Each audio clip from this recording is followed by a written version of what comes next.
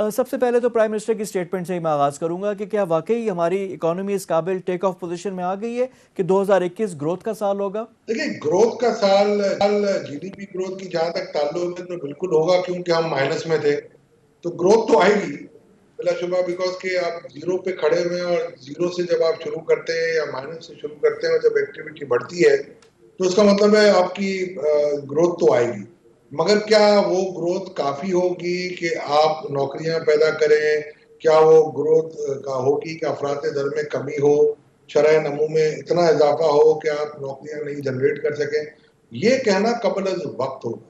और इसके लिए तीन चार बड़े अंसर होते हैं जिनको उनको उन अहदाफ को पहले कवर करना पड़ेगा, और उसके बाद कहीं जाके ये मेरा ख्याल है इस पे मैं कुछ और मजीद तज्जिया कर सकता हूँ। अच्छा इशफाक भाई, जहां इस पे देखिए तक दो तीन चीज़ें हैं ना। कंस्ट्रक्शन सेक्टर पे प्राइम मिनिस्टर बड़े हैं, अभी एक साल की छूट भी दी है, तो उनको उम्मीद है कि ये कंस्ट्रक्शन सेक्टर इस काबिल हो जाएगा हाउसिंग सेक्टर के हमारी इकोनॉमी को बढ़ोतरी हो जाए। उन्होंने कहा कि सीमेंट की सेल्स का हवाला दिया कि सीमेंट की सेल्स बढ़ गई तो कंस्ट्रक्शन सेक्टर अच्छा परफॉर्म कर रहा है। फिर हमारे एक्सटर्नल सेक्टर में हमने देखा है कि बाहर से जो रेमिटेंसेज आ रही हैं वो बेहतर हैं। एक्सटर्नल फ्रंट पे हमें इतना मामलात नहीं है ख़राब, हमने पैसे अभी वापस भी किए लेकिन वो भी ठीक हैं। फिर हमारी एक्सपोर्ट्स और टेक्सटाइल सेक्टर के बारे में कैपेसिटी पे काम कर रहा है और एक्सपोर्ट्स पे भी हमारा इजाफा हुआ 18%। तो प्राइम मिनिस्टर इन चीज़ों पे बड़े बुलिश हैं। क्या ये वाकई ये सारी चीज़ें इस काबिल है कि इसको हम सीरियसली लें और कहें कि यही हमारा टर्न अराउंड करेंगी? देखिए, अगर प्राइम मिनिस्टर साहब की अच्छी उम्मीदें हैं और मेरा ख्याल है उनको अप्रिशिएट भी हम करते हैं, तो मेरा ख्याल है एक हमेशा मैं कहता हूँ कबल अज़ वक्त होगा। क्योंकि सबसे पहली बात तो ये है कि सीमेंट की सेल में एक्सपोर्ट का एक बहुत बड़ा अमल दखल था। दूसरी बात यह है कि सीमेंट ये अगर मिनिस्ट्री बहुत ज्यादा हद तक कामयाब हो जाती तो शायद इसमें एक्सटेंशन की जरूरत ना पड़ती। और लोग जो होते हैं ना, जोग दर जोग आते हैं और अपने आप को रजिस्टर करवाते हैं। अब जब आप 6 महीने या एक साल के लिए किसी भी मिनिस्ट्री को एक्सटेंड करते हैं ना, तो ये वही मिसाल होती है कि जब आप पहले अटेम्प्ट में कोई अच्छा एग्जाम दे रहे हो तो आपके पासिंग परसेंटेज ज्यादा होती है और चांसेस ज्यादा होते हैं। और बाद में ये मैं मिनिस्ट्रीज के अपने हवाले से बताता हूँ कि आपके लोगों के आने के चांसेस कम हो जाते हैं। इसकी दो वजूहत होती है। एक तो ये होती है कि उनको शायद वो चाम नजर नहीं आ रहा है सब मिनिस्ट्री में कि वो सब मिनिस्ट्री का हिस्सा बने। दूसरा ये होता है, उनको ये होता है कि यार एक बार एक्सटेंशन होगी तो अब दोबारा भी मिल जाएगी।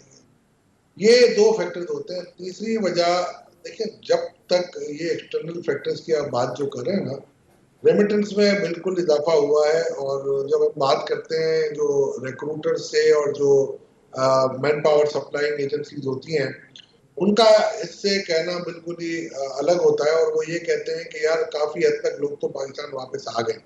अच्छा, रेमिटेंस कहाँ से आ रहे हैं? ये मुझे जो मेरा तजिया कहता है वो ये है कि बहुत सारे रेमिटेंसेस यूरोप में इस वक्त जो हवाला हुंडी का काम बिकॉज बंद हुआ हुआ था और ये बिल्कुल यूरोप बंद था, तो इस वजह से काफी लोगों ने बैंकिंग चैनल्स को प्रेफर किया।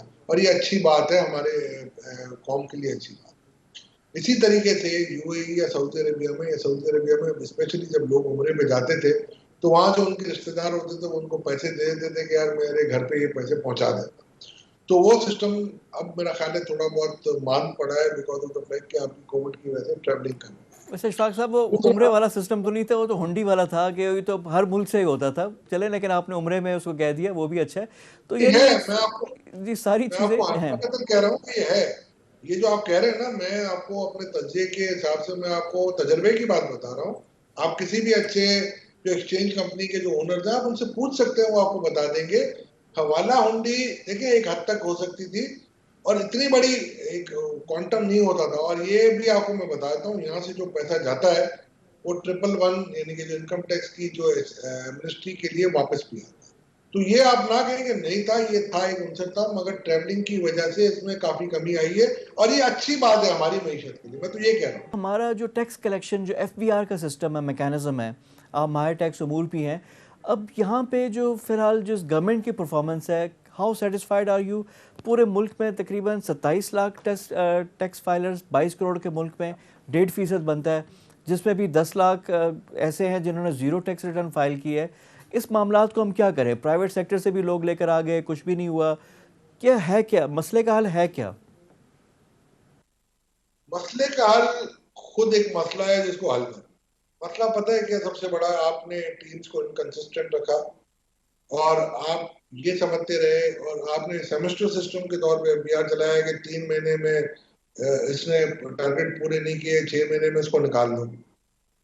अब ये टीम आई है, अल्लाह करे, मेरी ख्वाहिश है जावेद गनी अच्छे अफसर हैं, अशफाक साहब अच्छे अफसर हैं, तारिक हुदा अच्छे अफसर हैं, डॉक्टर वकार मसूद बड़े कोना मश्क मईशत दान है हमारे। अब इस टीम को आप कम से कम 2 साल चलने दें, और जावेद गनी साहब भले रिटायर हो रहे हैं, इनको आप कॉन्ट्रैक्ट पे लेके आए और मेरा ख्याल है इनको परफॉर्म करें। ये रिफॉर्म होगा स्लोली स्लोली, मगर परफॉर्मेंस देनी जरूरी है। परफॉर्मेंस आएगी कंसिस्टेंसी से, जब तक आप कंसिस्टेंसी नहीं रखेंगे परफॉर्मेंस नहीं आएगी। और ये 27 लाख आप मेरा ख्याल है भूल रहे हैं, हमारे पास 100 मिलियन एक्टिवेटेड सिम्स हैं, जो कि सिंगल ओनर की मैं बात कर रहा हूँ, वरना 125 या 130 मिलियन सिम्स, और सब ने इनडायरेक्ट टैक्स नहीं डायरेक्ट टैक्स भी कटवाना है इसमें। तो वो जो, वो भले फाइलर नहीं है, आप ये कहें टैक्स पेयर तो बहुत है, फाइलर नहीं है। दूसरी बात है, जिस मईशत में जिसकी 27%, मैं फिर रिपीट करता हूं, मईशत डायरेक्ट टैक्स में कंट्रीब्यूशन इनसिग्निफिकेंट करे, और वो 27% में से 20% आपकी ज़राअत है, और 17-18% होलसेल रिटेल ट्रेड है। तो अब मसला ये है कि आपकी जो रूरल पॉपुलेशन जो कि इंगेज है ज़राअत के अंदर, वो 70% है।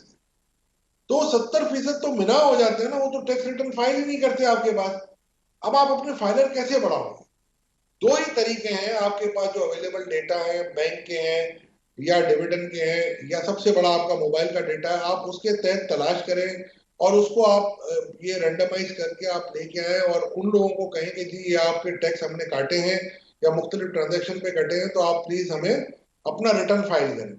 हमारे, मेरा ख्याल है माजी में लोग ये होता था कि वो डरते थे कि यार कहीं रिफंड क्लेम ना हो जाए, जो कि इतना आसान नहीं है, आपको भी पता है, ऑडिट के थ्रू होता है। तो बोझ लेना पड़ेगा, मईशत बहुत मुश्किल हालात में है, और मैं समझता हूँ उसमें 3-4 चीजों को आपको मरूज खातिर रखना पड़ेगा। सबसे पहले जो चीज आपको रखनी पड़ेगी, आपको शरह सूद में कमी करनी पड़ेगी, और इन हालात में आपको 3, 3.5, 4% से ऊपर आपका मईशत में इसकी मुतामिल नहीं हो सकती। दूसरा आपका, देखिए अब एक्सपोर्टर्स बेचारा परेशान है, वो कहता है हमने 168 रुपए का जलवा देखा, 165 रुपए अपनी बुकिंग की और पूरी कॉस्टिंग की, और आज 160 रुपए पे खड़े हुए हैं।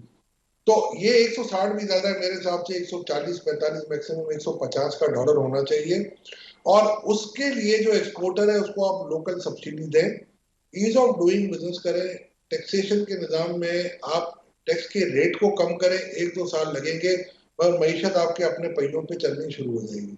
जब भी आप आईएमएफ की रेसिपी से अपनी कोई डिश बनाना चाहते हैं, तो उस डिश में मेरा ख्याल है वो जायका नहीं आता, क्योंकि जो हमें चीज हमारी मईशत सिखाती है, हमारी मईशत में मतवादी मईशत बहुत बड़ी है, और ये पैरेलल इकोनॉमी की वजह से हमें ये बहुत सारी तकलीफ आ रही है। और इस पैरेलल इकोनॉमी को आप दिनों में नहीं, महीनों में नहीं, बल्कि सालों में कम कर सकते हैं, और उसके लिए एक पूरा लाया अमल आपको तय करना पड़ेगा।